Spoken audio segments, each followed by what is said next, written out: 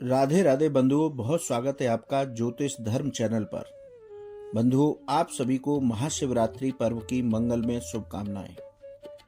आज हम आपको इस वीडियो में बताएंगे भगवान श्री राम ने सीता जी के स्वयंवर में गुरु विश्वामित्र जी की आज्ञा से शिव जी का कठोर धनुष तोड़कर सीता जी से विवाह किया था। लेकिन शिव जी का वह धनुष किसने और किससे बनवाया था और वह शिव धनुष महाराज जनक जी के पास कैसे पहुंचा, इस रहस्य को बहुत कम लोग जानते हैं।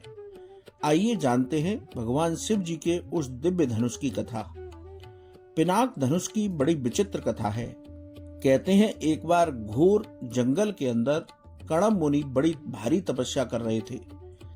तपस्या करते करते समाधिस्थ होने के कारण उन्हें ये होश ही नहीं रहा कि उनका शरीर दीमक के द्वारा बॉम्बी बना दिया गया है।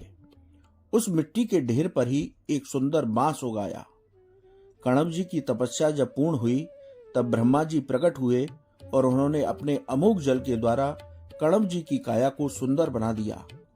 ब्रह्मा जी ने उन्हें अनेक वरदान प्रदान किए और जब ब्रह्मा जी जाने लगे तब उन्हें ध्यान आया कि कणव की मूर्धा पर उगी हुई बांस कोई साधारण नहीं हो सकती, इसलिए इसका सदुपयोग किया जाना चाहिए।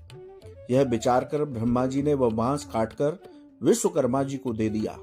विश्वकर्मा जी ने उससे 2 दिव्य धनुष बनाए, जिनमें से एक का नाम सारंग था, उन्होंने भगवान विष्णु को, और एक का नाम पिनाक था, जो शिवजी को समर्पित कर दिया।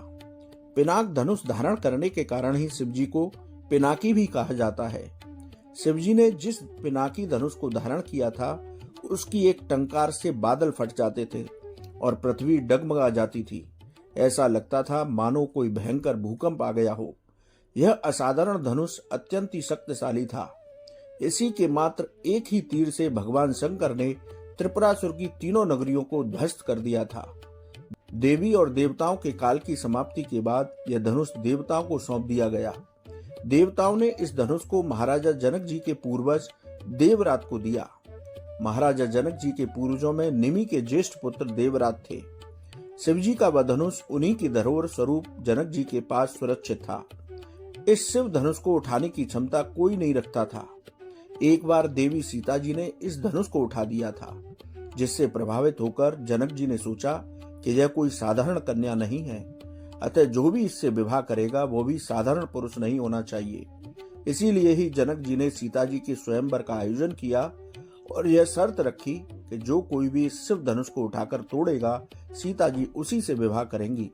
उसी सभा में भगवान श्री राम ने शिव धनुष तोड़कर सीता जी से विवाह किया था।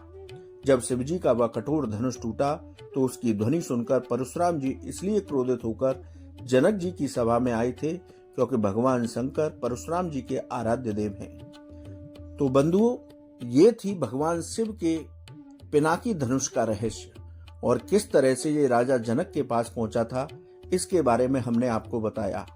आपको ये स्टोरी कैसी लगी आप कमेंट बॉक्स में लिखें। ओम नमः शिवाय।